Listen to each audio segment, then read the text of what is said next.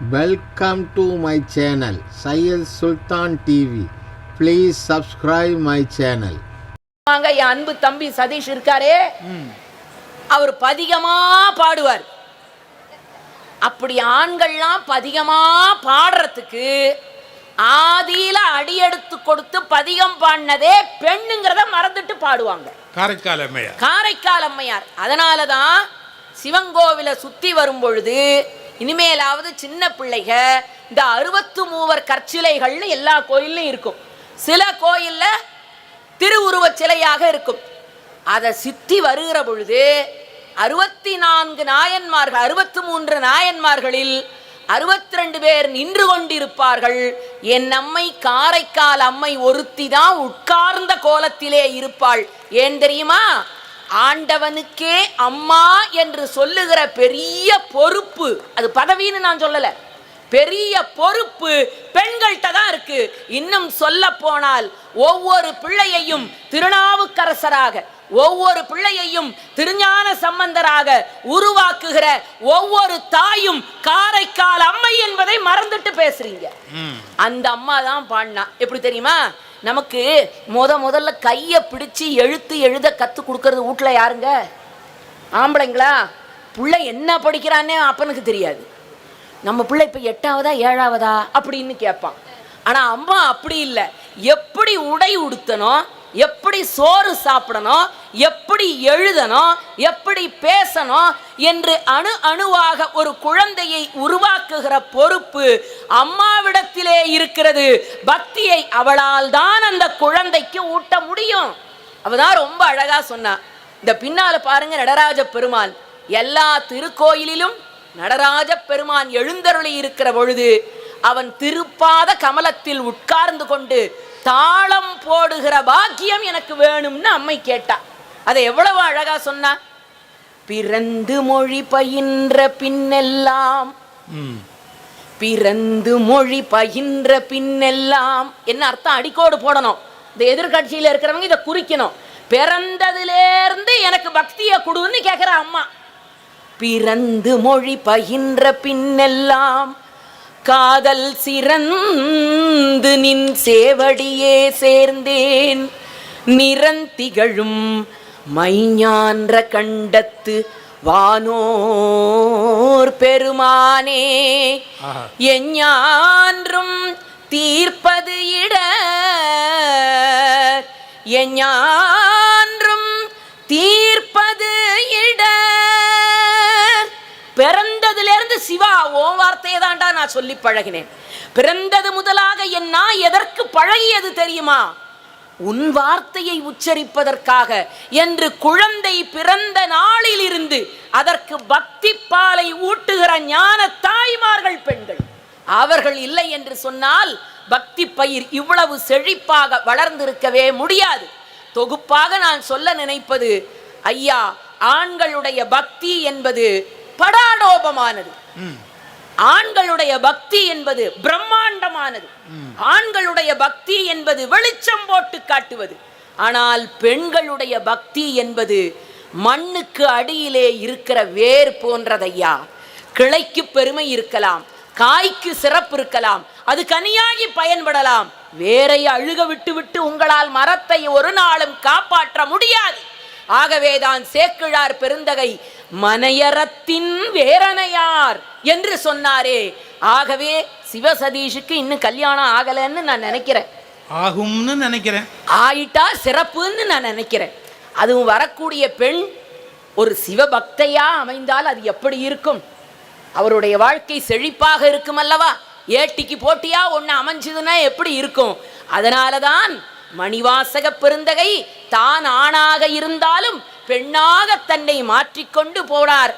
அன்னவரே M கணவர் ஆவார் அவர் உகந்து சொன்ன பரிசே தொழும்பாய் பணி செய்வோம், இன்ன வகையே எமக்கெங்கோ நல்குதியேல் எங்கு எழில் ஞாயிறு எமக்குன்னு பண்ணாரியா.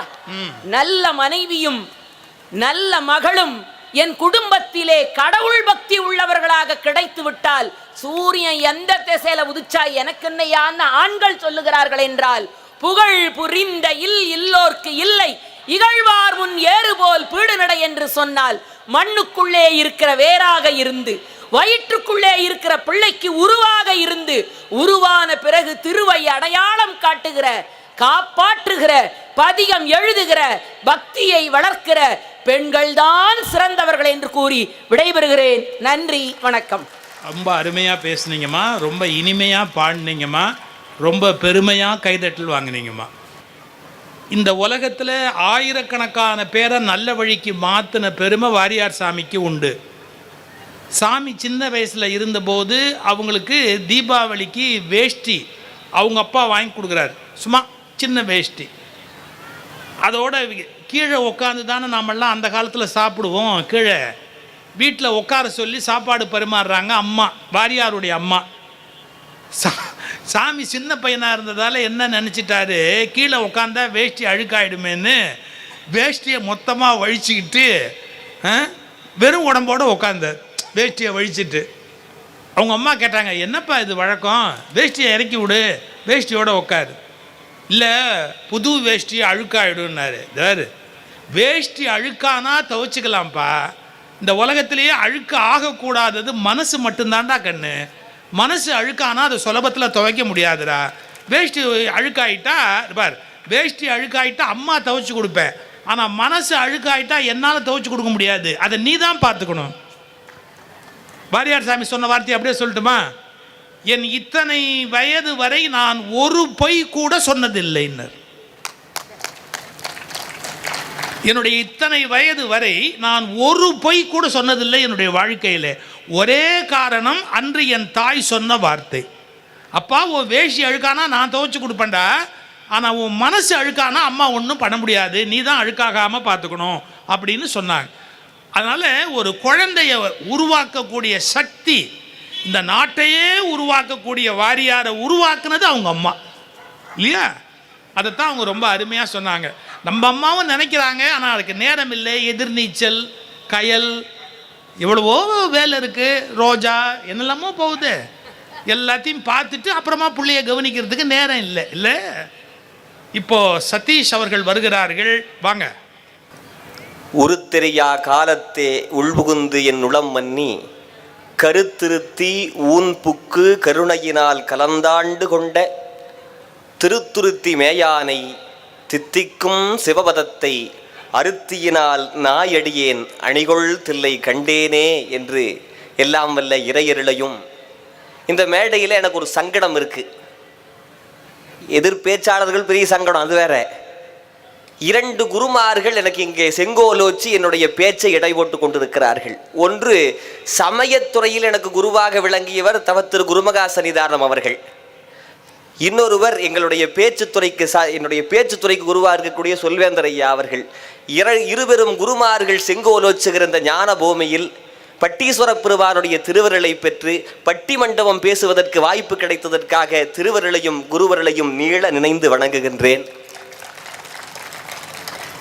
நாவீறு படைத்த நடுவர் உள்ளிட்ட அவையையும் இங்கே வியக்க வைத்து கொண்டிருக்கக்கூடிய கோவை வாழ் நல்லன்பர்கள் அத்துணை பேரையும் அடியேன் பணிவாக வணங்கி என்னுடைய உரையை துவங்குகின்றேன்.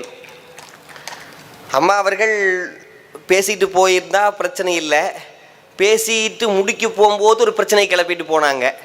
சதீஷுக்கு இன்னும் கல்யாணம் ஆகலை, சிவபக்தியாக வந்தால் பரவாயில்ல அப்படின்னு அவங்க சாபமாக சொல்லிட்டு போனாங்களா இல்லை வாழ்த்திட்டு போனாங்களான்னு தெரியல. நான் வாழ்த்தாவே ஏற்றுக்கிறேன். உண்மையிலேயே பக்தியை வளர்த்தது அப்படின்னு சொன்னால், அம்மா பேசும்போது நம்ம ஆண்கள் பக்தி படோபடமாக இருக்கும் என்னென்னமோ சொன்னாங்க. உண்மையை சொல்லணும்னா வாரியாரை சொல்லி அம்மா தொடங்கினாங்க. ஐயா கூட வாரியாரை பற்றி தான் சொன்னாங்க இல்லையா? வாரியார் சுவாமிகள் திருநீர் பூசுனதை பற்றி பேசினாங்க இல்லைங்களா? இந்த திருநீர் என்பது இந்த உலகத்திலேயே அழிக்க முடியாத ஒரே பொருள்னா திருநீர் தாங்க. வெளிநாட்டிலேருந்து ஒருத்தர் பழனிக்கு வந்தான். வந்துட்டு பழனி முருகனை எல்லாம் கும்பிட்டு முடிச்சுட்டு, இந்த ஊரில் என்ன ஸ்பெஷலாக கிடைக்கும் அப்படின்னு கேட்டேன். பஞ்சாமிர்தம். பஞ்சாமிரத்தில் என்னால் வெளிநாட்டுக்கு எடுத்துகிட்டு போக முடியாது, அங்கே விட மாட்டாங்க, ஏர்போர்ட்டில் விட மாட்டாங்க, வேறு என்ன இதில் ஸ்பெஷலாக கிடைக்கும் அப்படின்னு கேட்ட உடனே திருநீர் நல்லா ஸ்பெஷலாக கிடைக்குங்க, திருநீர் பழனி திருநீர். அப்படியா அப்படின்னு சொல்லி பாக்கெட்லேருந்து 10 ரூபா பணத்தை எடுத்து கடையில் கொடுத்துட்டு திருநீர் பொட்டலத்தை வாங்கினான். வாங்கி திருப்பி பார்த்தான். கடைக்காரர் கேட்டார், என்ன பார்க்குற அப்படின்னு. இல்லை எக்ஸ்பிரி டேட் எப்போன்னு பார்த்தேன் அப்படின்னா. அப்போ கடைக்காரர் சொன்னார், யோ இந்த உலகத்திலேயே எக்ஸ்பிரி டேட் இல்லாத ஒரே பொருள்னா திருநீர் மட்டும்தான், இந்த உலகமே எக்ஸ்பிரி ஆனாலும் திருநீராகத்தான் மாறும் அப்படின்னார். உடனே நம்மாள் வெளிநாட்டுக்காரர் கேட்டார், சரி என்ன யூஸ், இதை திருநீர் பூசுவதால் என்ன யூஸ் அப்படின்னு கேட்ட உடனே, நீ உன்னுடைய எக்ஸ்பைரி ஆகக்கூடிய டேட் கொஞ்சம் தள்ளி போகு அப்படின்னார். அந்த திருநீற்றை பற்றி அம்மா சொல்லி தொடங்கினார்கள், இல்லைன்னு சொல்லலை. இன்றைக்கு பக்தியில் அந்த சமய சின்னங்களை அணிவதுன்னு ஒன்று இருக்குது. அதுதான் சரியைங்கிற படிநிலை. சரியை கிரியைன்னு யோகத்தில் போகணும் இல்லையா? அந்த திருநீர் யாராவது பூசுகிறாங்களா இன்னைக்கு? யாராவது பெண்கள்? பொட்டு குங்குமம் கூட வைக்கிறது இல்லை, ஒட்டு போட்டுன்னு ஒன்று வந்திருக்குது. அது ஒட்டு போட்டு எங்கெல்லாம் ஒட்டி இருக்குது? எங்கள் சிற்பி ரகுநாதன் ஒரு ஐயா தான் சொல்லுவார், திருநீரில் யாருமே பூசுறதில்ல. அந்த ஒட்டு போட்டு நெத்தியில் ஒட்டி இருக்காது, பாத்ரூமில் கண்ணாடியில் ஒட்டி இருக்கும், கதவில் ஒட்டி இருக்கும் இல்லையா? அப்புறம் இந்த முன்னாடி கண்ணாடி முன்னாடி நின்றுருப்பாங்கல்ல, மேக்கப் அந்த இது ட்ரெஸ்ஸிங் டேபிள், அதில் ஒட்டியிருக்கோம், எல்லாம் ஒட்டியிருக்கு. ஒரு அம்மா பஸ்ஸில் போயிருக்கு, பஸ்ஸில் போகும்போது தூங்கிட்டே போயிருக்கு, அந்த ஒட்டு போட்டு சீட்டில் ஒட்டிக்கிச்சு. நம்மளை மாதிரி ஒரு ஆள் உட்காந்துட்டு போயிருக்கார், அவர் சட்டையில் ஒட்டிக்கிச்சு. வீட்டுக்கு போனால் முதுகு தோல் உரியுது, எங்கே ஒட்டு ஒட்டிட்டு வந்திருக்க அப்படின்னு. ஆக சமயத்துறையில் இருக்கக்கூடிய சமய சின்னங்களை கூட அணிவதற்கு அதை அணியாமல் அலட்சியப்படுத்துகிற போக்கு என்பது பெண்களுக்கு தான் இருக்குது, ஆண்களுக்கு இல்லை இல்லைங்களா? நெத்தி நிறைய நாங்கள் திருநீர் அடிச்சுட்டு மொட்டை அடிச்சுட்டு பாருங்க, அது ஒருத்தர் கையை காட்டுறாரு. இப்போ கூந்தல் ரொம்ப முக்கியமானது சமயத்துறையில் எடுத்துக்கிட்டான்.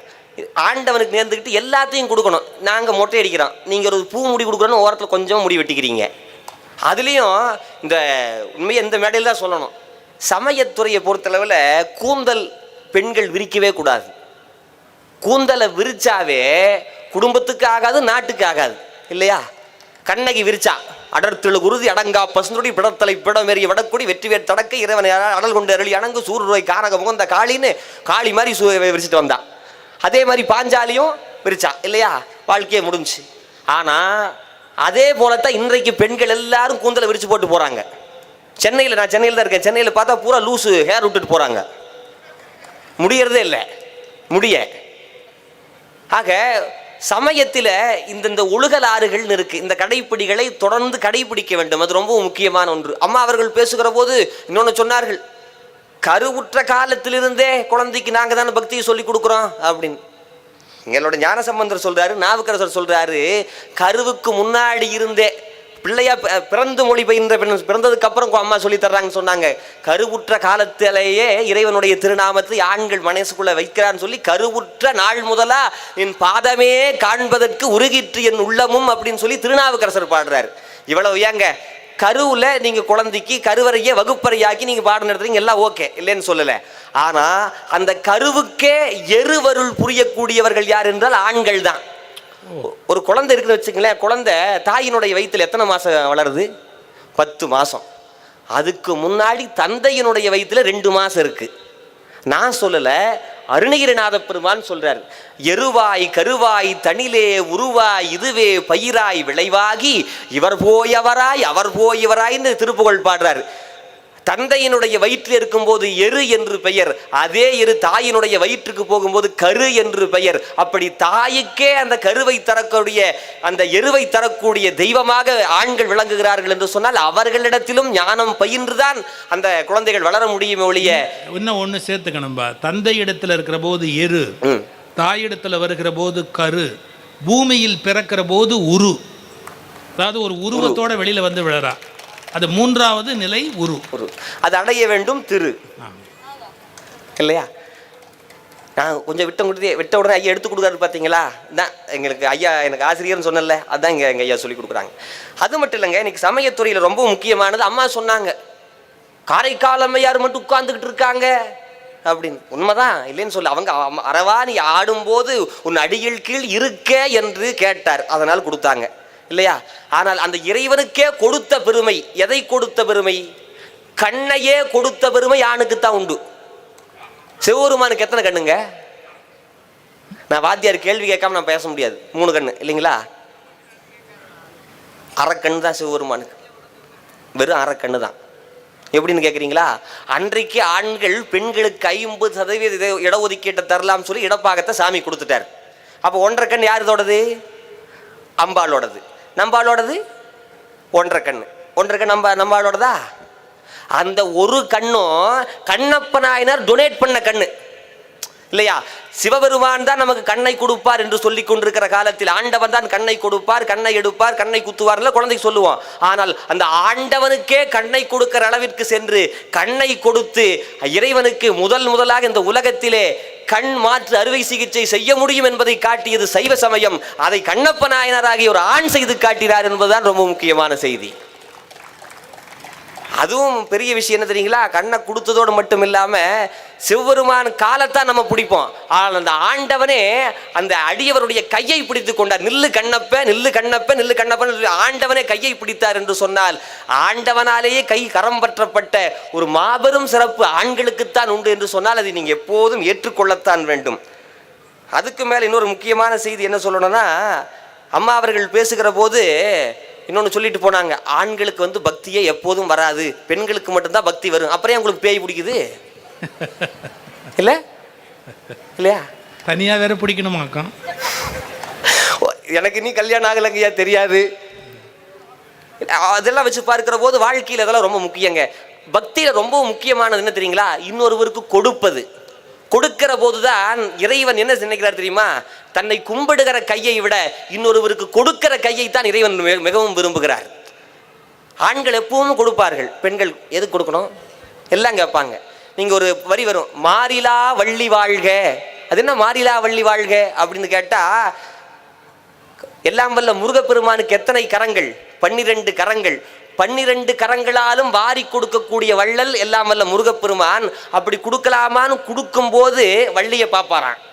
வள்ளியை பார்க்கும்போது வள்ளி என்ன சொல்லுவாளாம், எது கொடுத்துக்கிட்டு வேண்டாம் கம்முன்னு இருங்க அப்படின்னு இந்த காலத்து பெண்களை போல சொல்லாமல், உங்களுக்கு மாறுபாடான கருத்து எனக்கு இல்லை, நீங்கள் கொடுங்க என்று கொடுத்தது காரணத்தால் மாறிலா வள்ளி வாழ்க என்று வாழ்த்தினார்கள். அப்படி ஆண்கள் எல்லாம் கொடுக்க வேண்டும் என்று தான் நினைக்கிறார்கள். ஆனால் கொடுப்பதற்கு தடையாக பெண்கள் தான் இருக்கிறார்கள்.